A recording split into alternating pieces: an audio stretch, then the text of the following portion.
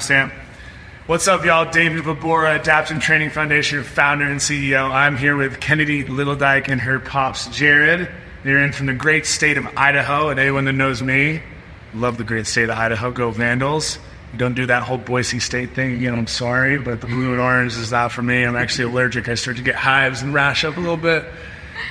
So this young lady here has a remarkable story that we're going to dive into.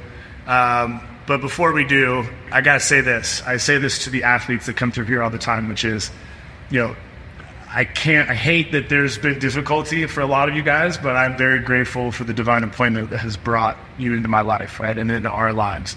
I think you've met some pretty cool athletes, right, maybe more adaptive athletes than you've ever met in one place with your time here. But Kennedy, tell me, you're going to have to speak loudly here so people can hear you.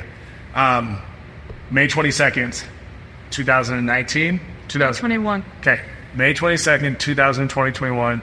Give me what happened and what went down. Okay. To start off, it was a Saturday, and my mom had went out of town because she was going to help my grandma with some yard work that day, and then my dad was at home sick because he had just had a radiation appointment. Yeah. Something had happened, and my mom specifically told me to stay home and take care of my dad. But before she left, she had a second-hand feeling I needed to go with her. But she knew I would refuse because at this point, I didn't have a very good relationship with my parents. I was very strong-headed, kind of thought they just were wanting to ruin my life. Like most teenagers. Yeah. No, of course. And so my friends ended up coming over, and we had a big mountain out in Deathlow. And obviously Idaho has lots of mountains, and we went to the base of it just to watch the sunset. And when we were up there, we were all just hanging out, and then my friend Jacob in the back seat, his mom ended up calling and telling him we needed to head home, and it was only like 9 o'clock or like that, so it's literally Saturday. And so we were like, hey, is it okay if we just came over to make crepes? And she was like, yeah, that's totally fine. So we got to go back to my house, which is 3-4 miles, 3 miles from where we were, and it's just a straight shot with a few stop signs. And in the process, I started crying and lost control of the vehicle, and we went off the right side of the road, and like my driver's side, like the blinker, chipped the power pole and flipped us sideways when we started flipping and rolling. And in the process of the flipping and rolling, I was then ejected and hanging in a power line 30 feet in the air by my broken femur. So, let me get this straight. You hit the pole, you spin, you start to roll. What do you remember what's going through your head? Did everything feel slow motion? Like, was there any fear? What can you recall from the moment before you ended up on power? I don't remember. I don't remember hitting the pole. I don't remember flipping and rolling. I just remember, because I was conscious the entire time I was up there, and I was up there for an hour. And I was the one that they heard calling for help, because I get the 911 call. Once people finally got there, you can hear my friend. She was crying, and then the other one was just sitting there watching me. And obviously neither of them could do anything because they had such bad injuries. Yeah. And I'm obviously in the air. So I was the one calling for help. And at that point, my first memory, it was really dark. I was super high in the air. I knew I was upside down. And I was scared, and I started to cry, but I'm not a big crier, and I felt weak, and so I literally told myself, if you cry, you will die, because it was like, you're giving up. And so I pulled myself together and stopped crying. And then my next memory was I had a FaceTime call with God. I called the iPhone? Yeah, but I didn't have my phone, obviously. It was all in my mind. Did he look like Steve Jobs? Did God have a turtleneck on? That's crazy. So while you're hanging up there, right, both conscious enough to be calling for help and aware enough to say, if I'm beginning to break down, then I'm giving in and giving up. But then suddenly this vision happens, and you're FaceTiming with God, in and out of the state of consciousness type of thing? Yeah, so it's kind of interesting. So it was his profile picture of the one. Actually, I take pictures of Christ, but of his hand in the water, and then it said the decline and the accept button, and I was sitting up there, and obviously just hitting the accept button, and the phone only rings for so long, so I started to cry, And because I was panicking, like not a cry, like oh no, like it was You just didn't like answer this I was call. like, you're not answering, and you can't called deny me. God. Yeah, I was like, you called me, you let me come home. And so the phone ends up going black, and I can see my reflection. And at this point, I was bruised, bloody, like I looked like hell. And You're upside down, and so the blood is right pooling. yeah, I remember wiping the blood out of my eyes and my nose because I was just drowning. Right, so you're drowning. You're essentially your lungs are filling up with blood, but because the leg had been lacerated, right, part of the blood is then coming out of your leg. as Well, the power line pinched it up, the main artery. Oh, so it cauterized it, But it or got just pinched. you got pinched. Yeah. And then the arm was cauterized. Yeah, that's wild. So you're up there for an hour. Feel like you're drowning, trying to stay calm, praying. I'm assuming. I don't remember. Yeah. My memory's in and out. I just remember wondering why no one was helping me, and because people were filming too. Like there was a lady that literally filmed the entire process of me getting off the wire because she thought I was her granddaughter. Like people were taking pictures, filming my shit, everything, and I was just like watching. I'm like, or none of Is it. someone gonna help me? Yeah. But you didn't. And all the while they had called, paramedics and first responders were on their way, because again, being that it's a live power line, it's obviously some significant risk, right? Creating a conduction. Trying to get it turned off and everything. And very dynamic. And in time is Truck out there from, because your remote. paramedic services don't usually have ladder trucks for exit. But yeah, that's true. At the fire department. Yeah. Okay, so they finally get there, and at this point, right, like how much time did they think you had left? Because you gotta imagine being up there for an hour, it's talking seconds. I don't know if they even thought I was going to make it that long, because they thought I was going to rip off. They had a tarp underneath me because my leg was snapped, like all it was hanging on was by the skin. And like the little bit of skin that was on whatever side of the thigh. And so... You think she had thick skin, though? Yeah, they said the only time we were told that she screamed was when the guy got the tourniquet. They got up there and got the tourniquet on her leg, and they had to take the power line back through the femur and the bone to get her off. And so when they were taking the power line after they got the tourniquet on and bringing it back through the wound, so that was the only time she screamed. Play that. We give you permission to scream up now. I agree. Crazy. Okay, so they bring you down. At this point, I gotta imagine you're life flighted, right? So tell me about the transport and anything that you can recall as it is to what was going through your mind, right? You're conscious. We have a Marine who's combat injured, who was ejected 30 feet out of a Humvee, soft top Humvee, when he was blown up. And he said he stuck the landing in his head like any good Marine would. He stayed conscious the whole time because God's a comedian. That was his running joke. But was there more back and forth with, God or others, or, anything that you can recall that was going through your mind? So I don't necessarily remember being life flighted, because I was life flighted twice, and I don't remember either. Because when they finally got me off the power line, it was kind of like a sense of relief. Like I didn't have to fight anymore because I'd already been fighting for an hour. I was exhausted. I was tired. I didn't have it in me. And so I just gave myself over to them. And I don't remember until we woke up in the hospital. And that's like a whole mother experience. So a couple life flights, some serious triage surgeries. Eventually you're coming to, I'm assuming that you've been trached, or some level of a breathing tube, right? And then you wake up and you got a missing limb here, this arm's chewed up. What was going through your head when you come to? I knew something was severely wrong, but they hadn't told me what yet until he came in and said that he needed to tell me something.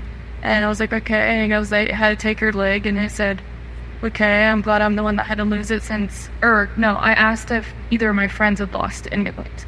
I don't know why that came out, but it did. And he said no. And I just said, I'm glad I'm the one that had to lose the leg since it was my fault. And I didn't really know about my arm. Like, the pain in my leg was so severe that nothing in my arm, I didn't tell. So, Dad, what's going through your head, right? Not just preparing to have this conversation, not sure how she's going to respond. I mean, I'm sure you know your daughter really well, and she's one tough cookie, but when you're preparing to have this conversation and she's waking up, what's going through your head?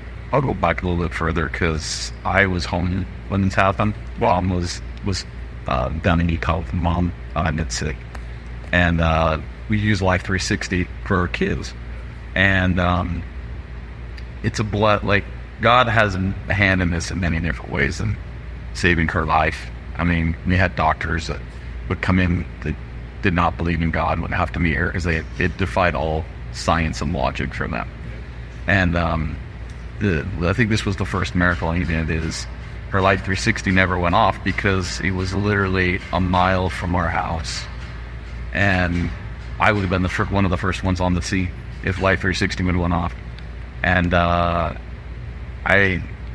don't know how I would have done there with my daughter hanging in a line for 45 minutes to an hour and nobody doing anything. They probably would have had to hate me. You'd have climbed up that pole and found a way to get her down there. Yeah, I pulled it coming down. Yeah. And so the amazing thing is by the time I figured out what was going on and I got down there, they had just got her off the line. And so when I ran out there and I saw the car, and I just ran for the car out, and there's an alfalfa field, and just ran out there, and somebody's like, "No, Jared, she's over here." And so I just turned and ran straight to the ambulance.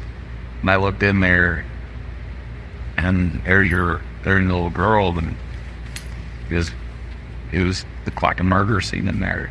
And I went around the ambulance where there wasn't people, and I grabbed the tire and dropped to my knees. I mean, the only thing I could say was, "Please." The only words I had in my mouth at that time for God was "please," and I think he understood everything he needed.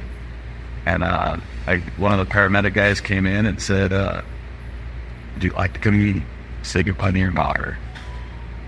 So I got to go in, and I got to give her a kiss, and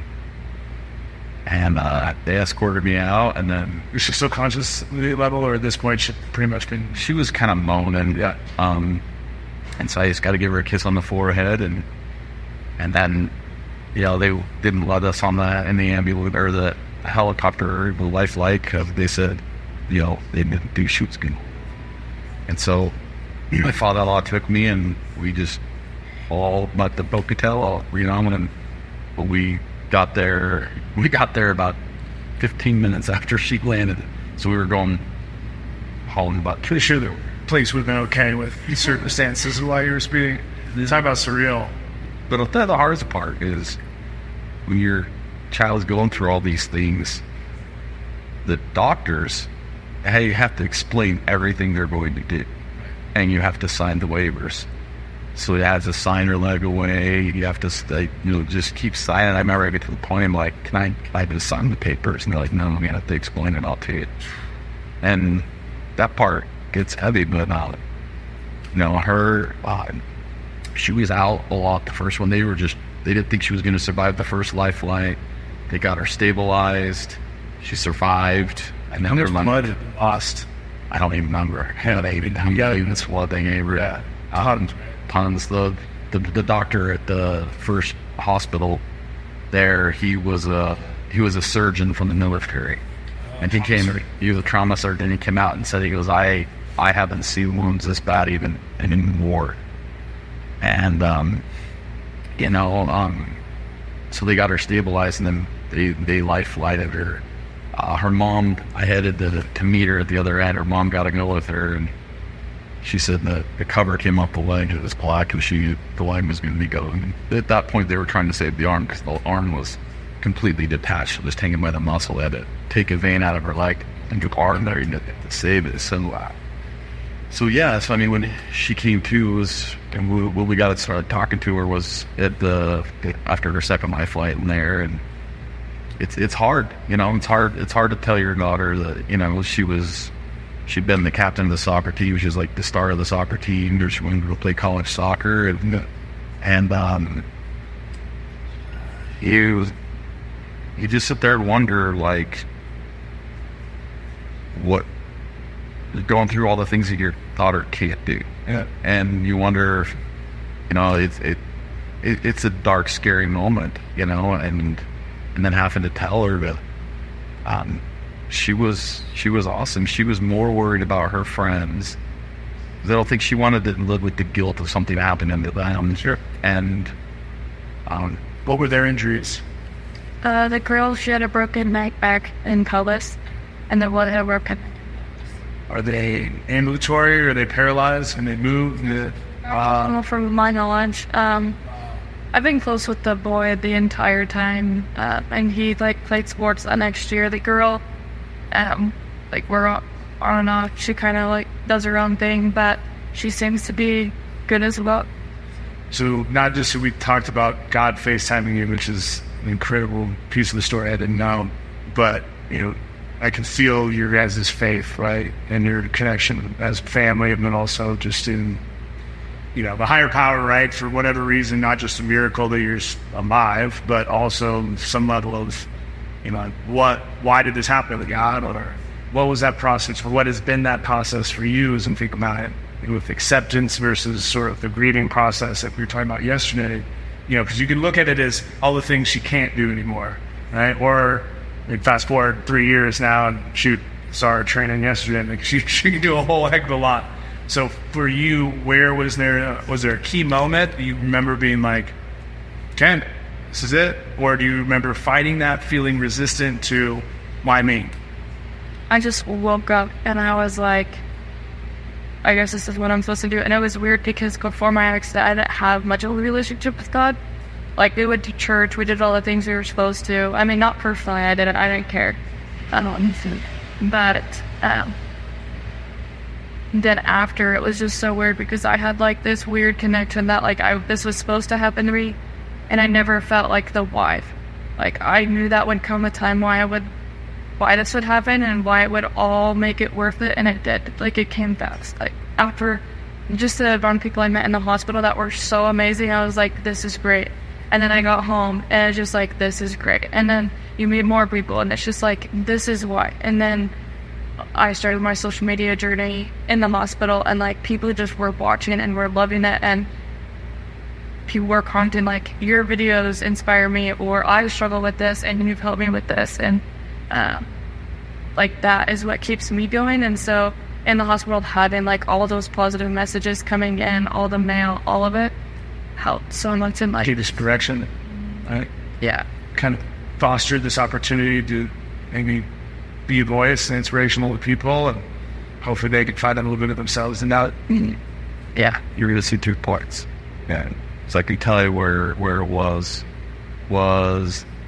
she was still in the ICU, and me and Mom had a hard time with this one because they came in and the physical therapy department's like, we're going to do exercises. We're going to start. I'm like, freaking kidding me? Like, look what she just went through. It was like day 4. It was like 24 hours. I don't even know. So they'd come in, they would push on her leg.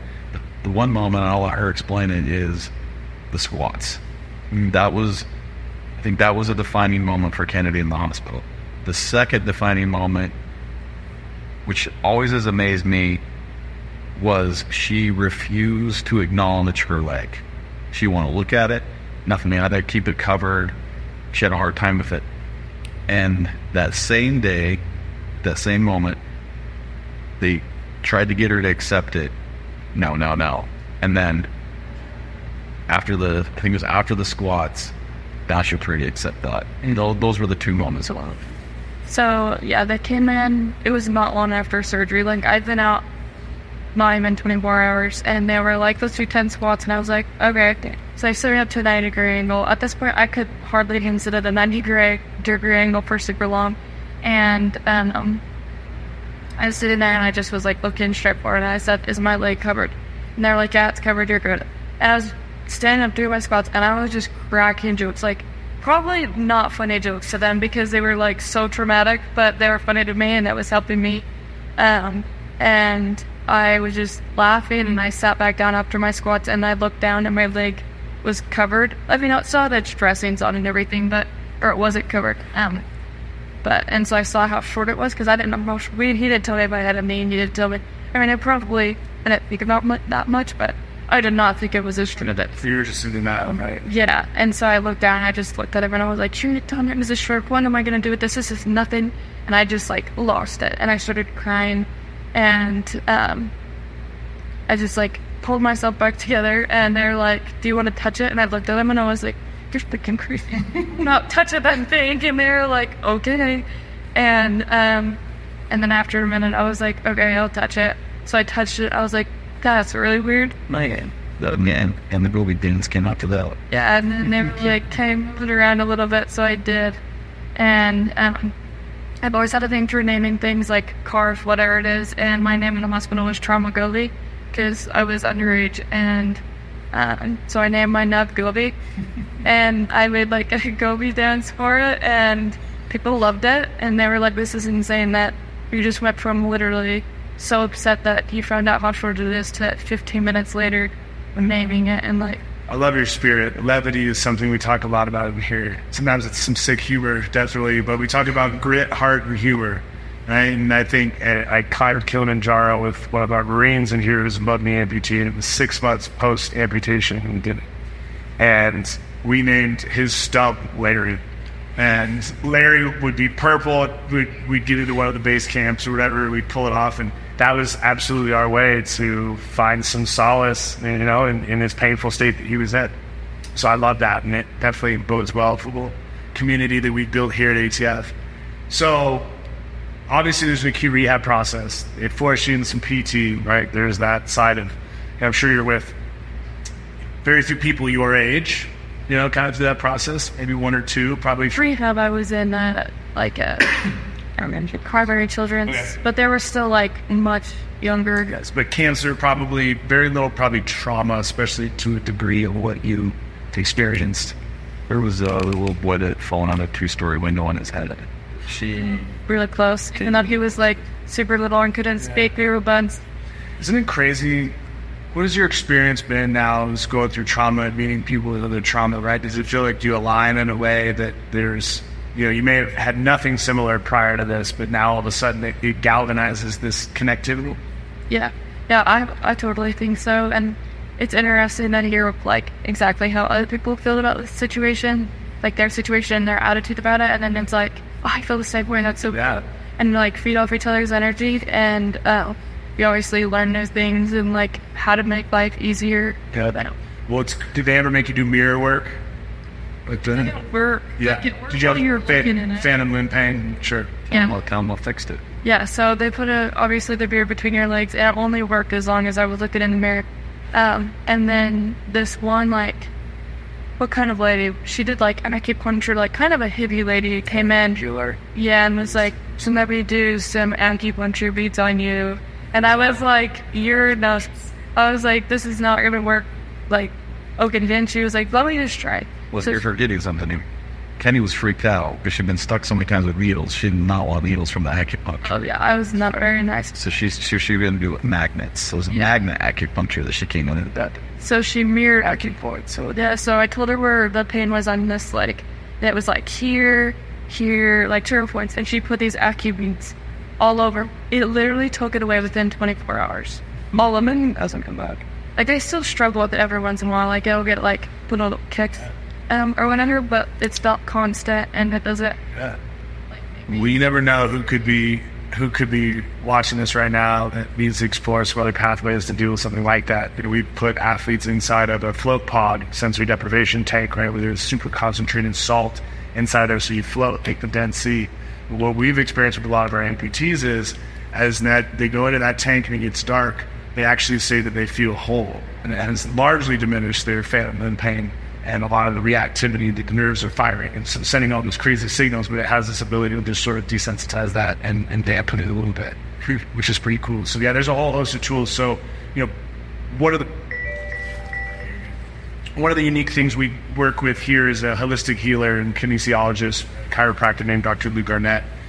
You guys were able to go and see Lou last night. You know, what did he help you to kind of process and release, you know, maybe things that you were aware of and issues that were painful and things that he helps in that sense, but also just things that sort of surprised you about things that your body was storing and holding?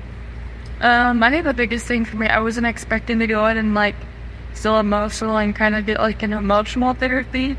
But when he did the chakras and like went through your eyes, your voice, your lungs, your all the things. Anyways, he got to my first thing was the eyes, and he would do it, and it went weak, and I'd shut my eyes, and I couldn't help it. And then he even said, like, you don't need to shut your eyes. I was like, oh, okay.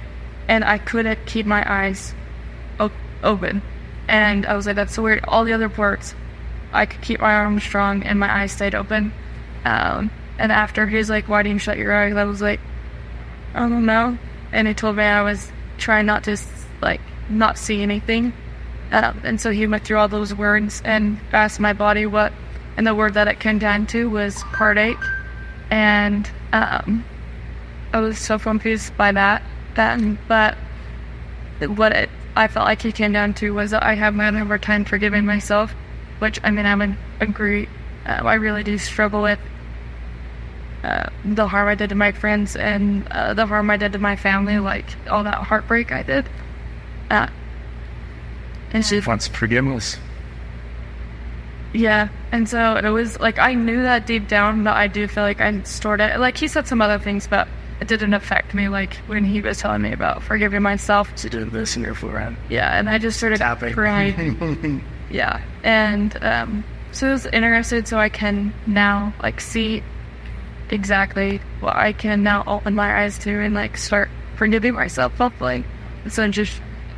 Well, I said something to you guys when you got here yesterday, and I said that I've always believed in creating this place for healing for all, right? And whether you got all your arms and legs, or whether you don't, or whether you got, a neurological disease or cancer, right? To me, the body is a brilliant machine. It's an organism that has hardware and software that, when trauma happens, one overrides the other, usually for survival. Like a brain injury, the brain is smart. It will render energy in the area of the brain that was impacted and move it and actually limit blood flow. And it's a smart organism for how it needs to create survival. Problem is once you're out of that initial, acute injury or procedural health-wise stuff, like the hospital stuff, we don't necessarily find pathways to create homeostasis again, right? Like, I can't regrow your leg, but there's a part of your body that keeps a score of this trauma. And lots of times our mind is really great at compartmentalizing. But that doesn't mean that it isn't energy wasted by not allowing that acceptance, forgiveness, the trauma of what's happened to pass through you. And people say, what do you mean by pass through you? And again, we talk about a somatic emotional release in here. Breath work, like we did this morning, is a way to tap into that mind-body connection and be expansive. Recognize where you're holding stuff, right? That idea of closing my eyes, well, it's a fear-based reaction based around what could be more human. Right? Like, just like not wanting to look at your leg. Gosh, if I don't look at it, it's not real. But now, as you step into this new version of Kennedy, which I know I just met, but I know that you've been refining, it's like what you did yesterday was shed a little bit of the skin that's been trying to come off. And now that new shine that you have, right? That ability to illuminate the light that you have, that we all feel, and I know you guys feel it as well from what I'm sitting next to right now. Now all of a sudden you have even more abundance to share. And that doesn't necessarily have to be anything except for exactly what God called you to be. So, I mean, I'm just enthralled that we were able to get you here. Thank you for trusting us enough to bring you out to Texas. I guess we have some more time. Is there anything for you that has sort of been a mantra or a thing you say to yourself? Maybe it's been even before your injuries, but is there anything that you sort of have said, like, this is Kennedy Littledike, she stands for this? My biggest thing, I think it's like a quote online. I think I've added to it. But it's, you choose your heart. Because either way, before my accident, I really struggled with mental health issues. Like, I had depression. I also had an eating disorder. And so I struggled with other things. And that was really hard. Like, mentally, it was exhausting. All I wanted to do was sleep. Or just take my mind on everything. And but this, like, is also really hard, like this situation. So, like, my thing is, I could either choose to sit around, feel sorry for myself, let all these opportunities pass and not go anywhere, and just feel sorry for myself and irritate other people, because people give you sympathy for so long, but after that it's like, okay, you're fine. Like, it just gets annoying. And so for me, I just am like, I'm gonna choose my heart, and my heart's gonna be to work my butt off. And like, gain opportunities and knowledge and become the best version of myself, because either way it's going to be hard. You just get to choose what hard you want. Dad, it's been an inspiration to us and our family, man. Like, I've had trials in my life, Kenny knows. And it's been an inspiration to me as our dad to watch, because I used a lot of my stuff in my past as excuses and creative anchors. Yeah, the sympathy box. You see it. It's I did. over here. I think I lived in that sympathy box for a time, and then watching her is it's inspired me too. You know, and I love the program we've created here. I'm here yesterday and today. There's a lot of the thing is till this happens, you don't even know this world exists. Yeah. Like, you know, you might notice somebody at a grocery store wandering around and go, oh man, that would be hard. And then that's about all the thoughts you really have in your head, you know. You just go on about your life. And there's a lot of programs out there to get you skiing, to kind of get you going again. But what I like about here that I've seen, and yeah, I know for myself that I could use, is it's not just the physical. It's not just getting strong and getting back into sport or activity. It is the mind, the mental, spiritual. Like, I think you're getting that whole circle and working on that, and that's the thing that I am very impressed with here. It is that, because I mean you can get in shape, you can get strong physically and muscles, but there's an emotional and a mental toughness that I think gets forgotten. You glad to get us feel that, because we believe in elevating with the total person. And I appreciate your guys' honesty.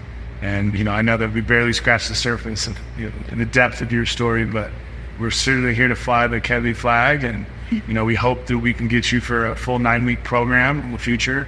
I know that you got a young man that you're dating. That's pretty exciting. And, you know, something that touched me, and Dad, feel free to speak, you know, as dad of 2 little girls. You know, you mentioned when this happened to her, you know, you ask yourself, was someone mother, right? Like, is there going to be someone for her? And that's all I used to cry about in the hospital. I didn't cry about my leg being gone. I cried about, well, obviously I guess that correlated with it, but I truly didn't believe I was worth anything, or no one was ever able to. Well, that's I think my opinion on what Dr. Arnett did for you yesterday, right? You got to just close your eyes and step into the beautiful woman that you are today. Maybe miss a little bit of hardware, but it just makes you all the more unique. When athletes come here, they always, many of them will say, I just want to feel normal.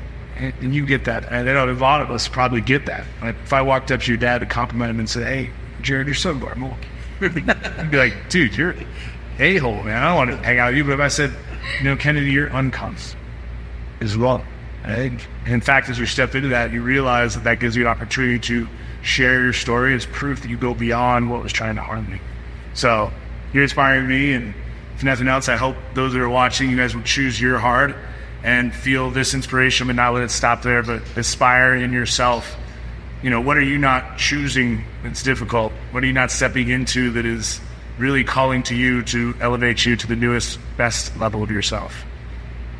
Follow her. What's your Insta handle? _KennyKenny_9 on Instagram and TikTok. Oh, and y'all, if you want a girl to come in and speak to your organization, corporation, or group, she would be a perfect person to come in and inspire and share a very meaningful story. Love it. Thank you, guys.